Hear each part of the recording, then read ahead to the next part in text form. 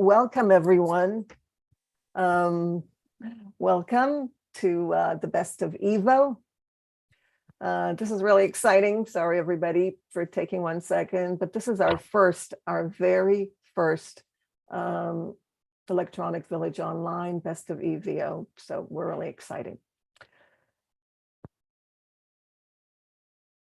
Christine?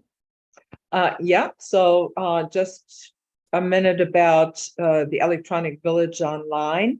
In case you are not familiar with it, EVO is a series of 5-week sessions, usually from January, early to mid-January to mid-February.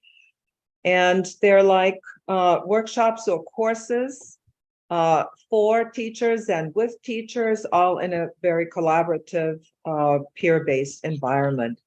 We use a learning management system, either Moodle or Canvas, and participants in those sessions receive badges or a certificate at the end. But best of all, our EVO sessions are free and open to anybody that wants to participate. They were started, and you can move to the next slide, please. EVO was started as a project by the Call Interest section in the year 2000, and I, Christine Bauer-Ramazani, together with Susan Gare and Thomas Robb, started EVO as part of that special project. And the purpose was to extend the land-based TESOL convention. Originally, it was just to a few weeks before TESOL and after, but that concept has morphed into something different, into 5-week online sessions each year. And so we've run EVO since 2021. Since 2001, and we had our 20th anniversary. And we now have registered over 56,000 participants from over 100 countries. So we're very proud of that, but this is the first year we're doing it outside of TESOL. This year, we've got 17. We had 17 EVO sessions. Only 16 will be presenting today, but these are the 17 sessions. Christine? Sonia? These are the logos. Mm-hmm. And a little bit about the Best of EVO for 2023. It's a 2-day event this year, March 18 and tomorrow, March 19, from 9 a.m. to 2 p.m. EDT, Eastern Standard Time. There are 16 sessions, as I mentioned, 8 presentations per day. It'll be less than 5 hours, 30 minutes per session, 20 minutes for the presentation, and 10 for the Q&A. Certificates, and this is might be of interest to many of you, certificates will be available to participants who attend both days, the 16 sessions, and show proof of attendance. So get your cameras ready and screen share, get a screenshot of the chat box and your comments. Okay, so we've come to our first session, Grammar for TESOL, moderated by Naglaa and Wata. Naglaa, I've seen you here. If Wata is with us too, you can turn on your camera and tell us more about your session. All right, thank you so much. Can I share the screen? Yes, sure.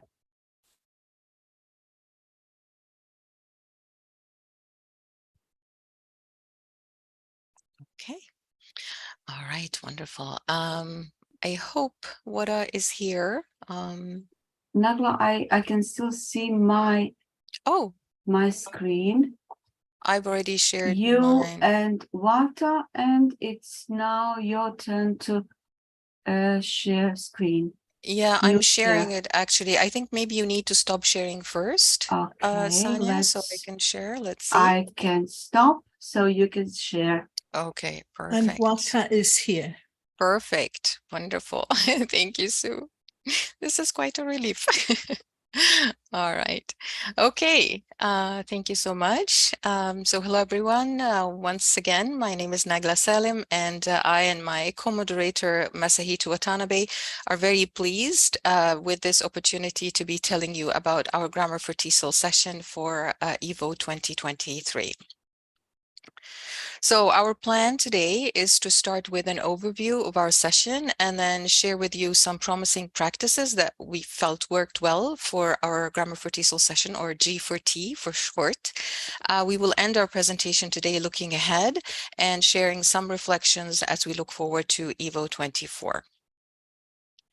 The moderating team consisted of myself, a teacher and teacher trainer based in Canada, but originally from Egypt, and Masahito Watanabe, who's a university lecturer and coordinator in Japan.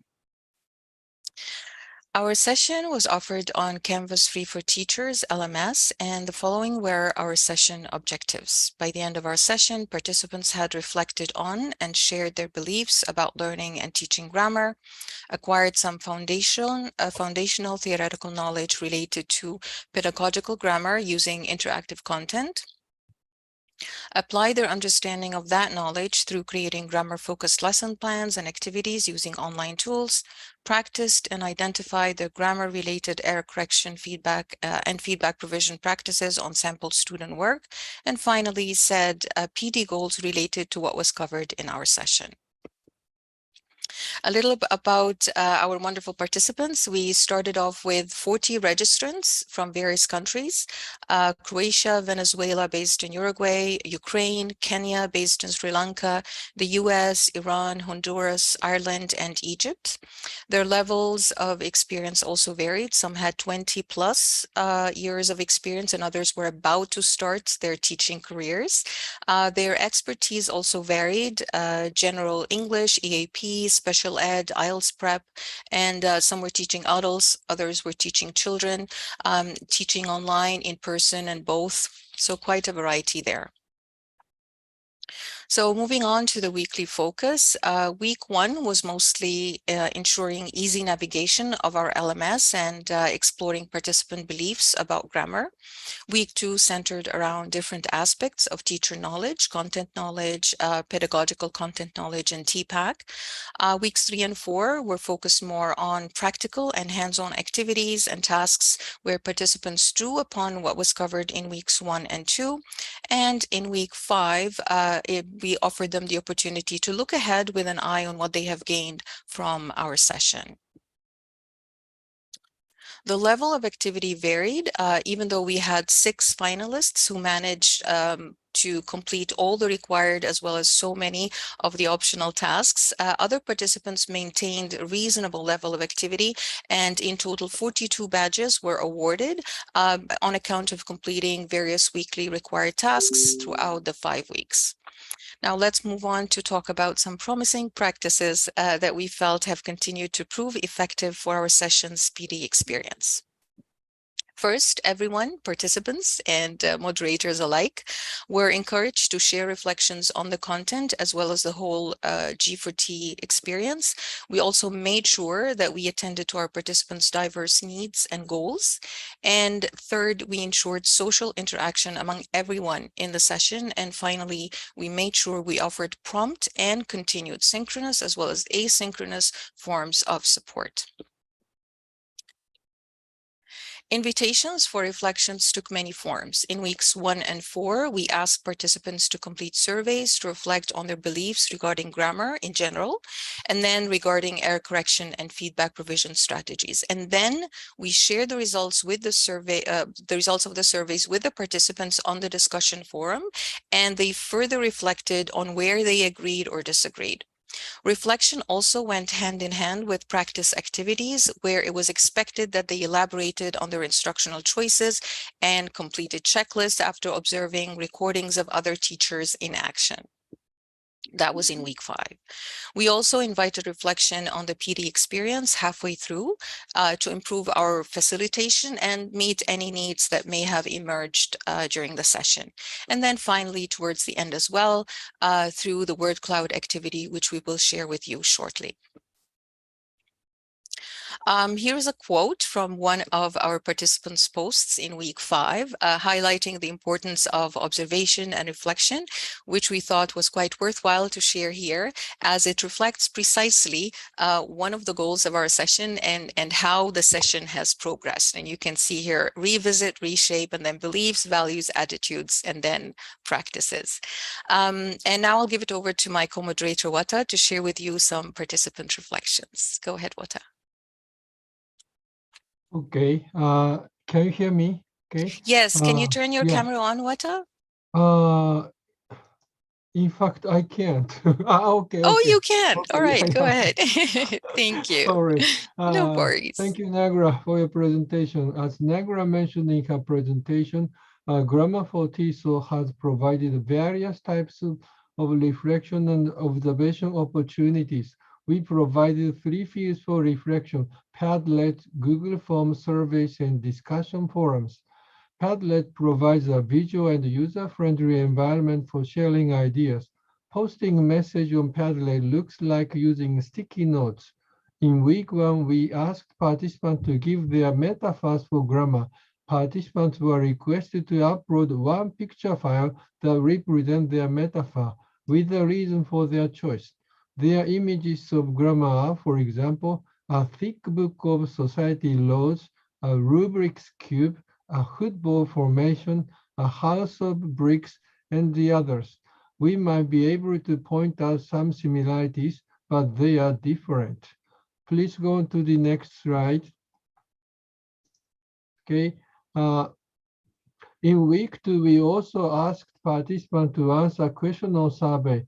The survey aimed to have participants reflect on their beliefs about grammar learning and teaching. After this survey in week 2, participants had a discussion about the results in a discussion forum. You can see their comments on the slide. Although we can see overall agreement in the definition of grammar and the importance of explicit grammar teaching, we can see a diversity of voices in the relationship between grammar and each of the four language skills, the use of students' mother language in class, and the ideas about students' error correction. We can see a lot of posting where the word context is embedded. Please go on to the next slide. In week 4, we administered another survey about participant thoughts on error correction. Participants reflected on some significant concepts for error correction by answering survey questions. They are, for example, spoken versus written errors, comprehensive versus selective error correction, content-based versus form-based feedback, explicit versus implicit feedback, direct versus indirect comment, and the others. In week 5, we exchanged their comments on the survey results. The actual forum of error correction depends on the participant teaching context. Most of them agreed to make selective, not comprehensive feedback to errors in a modest way so that teacher's feedback might not spoil students' motivation. Go on to the next slide. Okay. In week 5, as a wrap-up activity of the whole course, we asked participants to compose a 300 to 400 word essay reflecting the whole course and create a word cloud based on the essay. Some of our participants' word cloud images are on this slide. In the left image, participant is the keyword here. Yes, it's quite unusual to meet language teachers from all over the globe to meet together for learning. In the second one, observation, correction, and knowledge are prominent. In the third, the word difference is taking center stage. Context is one of the most important keywords in grammar teaching and learning. Go on to the next slide. From this dove-shaped one, we can see a number of similar but distinct concepts. For example, engaging and enjoyable, meaningful and authentic, practical and relevant, connect and collaborate, and the others. From the diamond-shaped one, learning takes center stage. This participant reflected on her teaching and learning grammar, which contributed to her learning as a teacher. The last one, in fact, represents our moderator's wish. We wish our participant could have learned a lot of extremely informative and entertaining things from this course, and their knowledge has improved a lot. Okay, now I will give it back to Naglaa. Okay. All right. Thank you so much, Wada. Okay.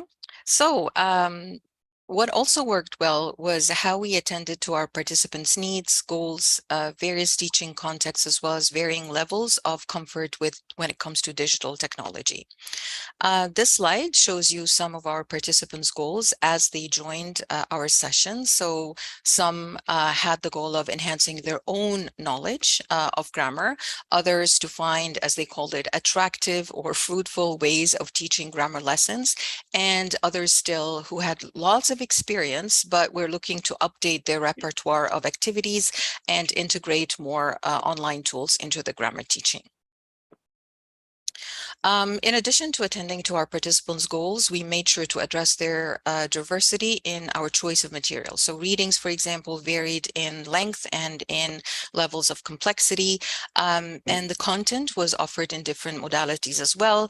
As we said, readings, we had videos, podcasts, interactive presentations, we had infographics, so quite a variety. We also ensured that we offered a variety of contexts to enhance the relevance of the PD experience for all our diverse participants, and for them to demonstrate their learning, we also offer them multiple forms of expressing that learning. This connects with the third practice that helped us create an effective online PD experience, and that was fostering social interaction to encourage participants to share their insights on effective grammar instructions. We offered weekly live meetings, collaborative reading, Padlets, and Canvas discussions, where the expectation was to post and respond to at least 2 posts of other participants in the session. We also offered group collaboration for one of the weekly required tasks.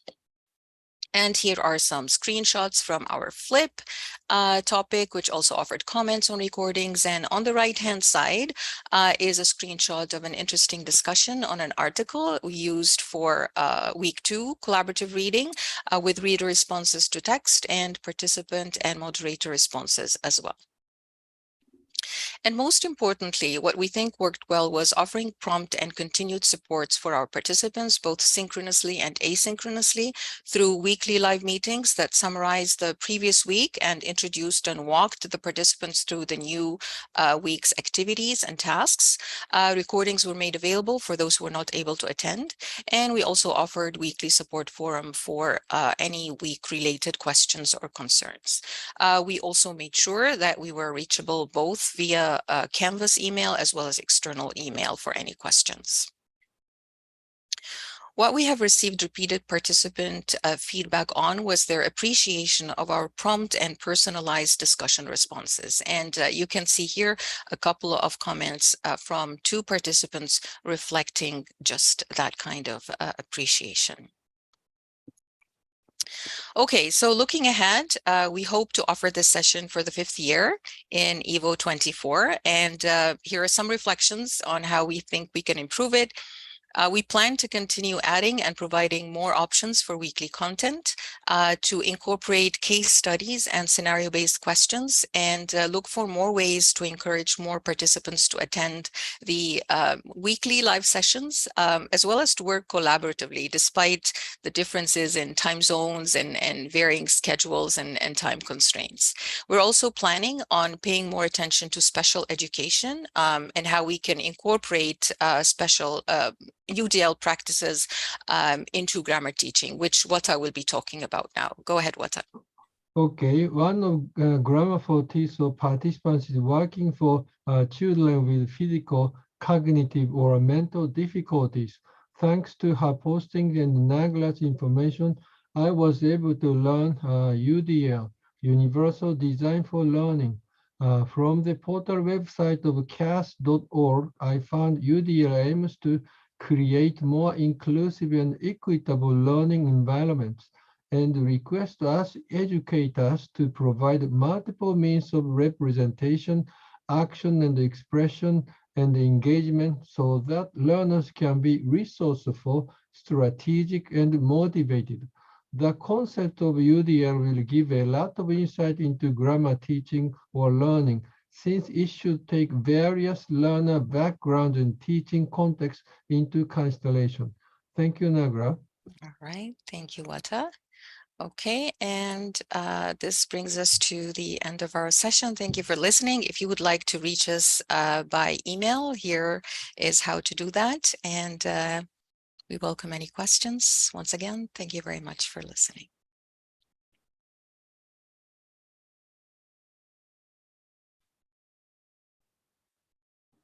That was brilliant, Naglaa and Wata. If there are any questions, please, you can unmute your microphone or you can write your question in the chat.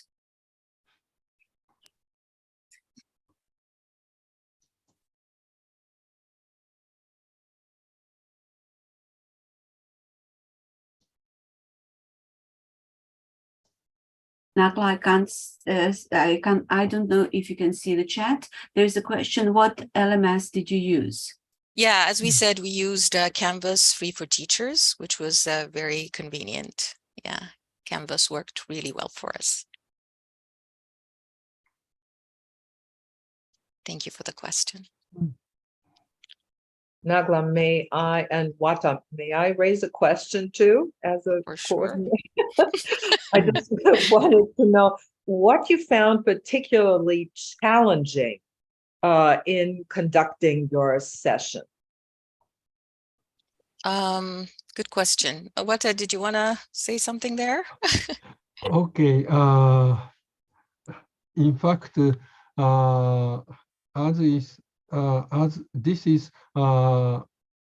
has been often happen in this kind of online courses.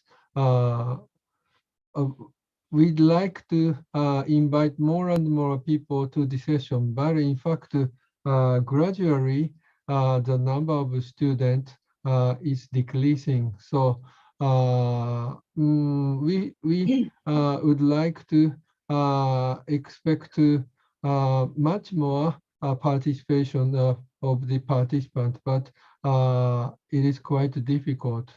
But still, we would like to give some level of content suitable for their further development. Okay, Yeah. thank you. Thank you, Wata. Yeah, I would echo that as well. But I also took into consideration that that was the case before, like towards the end. Usually, we like the number of participants who sustain the level of effort and activity and so on is usually less towards the end. And we understand people start off with lots of hopes to be able to commit to the session, but due to time constraints, maybe. So we do hope that there will be more participants joining us next year. Another thing to respond to your question, Christine, would be the live sessions. Like I really would hope to continue to explore more ways to get people to attend the weekly live sessions, because they were really a joy to attend. Everyone shared their experiences, but there were not enough. Like we recorded them and everything, but it's not like having everyone in the live session. And we do understand that there are time zone differences and time constraints and everything, but sometimes I think that maybe there are other ways that we need to explore to actually encourage people to come to those live sessions. Yeah. Thank you. Hi, Naglaa. Can I ask you a question? Yes, Larissa, go ahead, please. It's just a curiosity question. How did you meet? How did you decide to collaborate together on this session? So when you say how did you meet, meaning myself and Wata, or myself? Yeah. Okay, great question. And there's a short story behind that. And it started was it 3 years ago when Wata attended my Grammar for TESOL session as a participant, and he was one of the keenest participants that I've ever had. And then I approached him and I asked him, would you be interested to join me on my co-moderating team?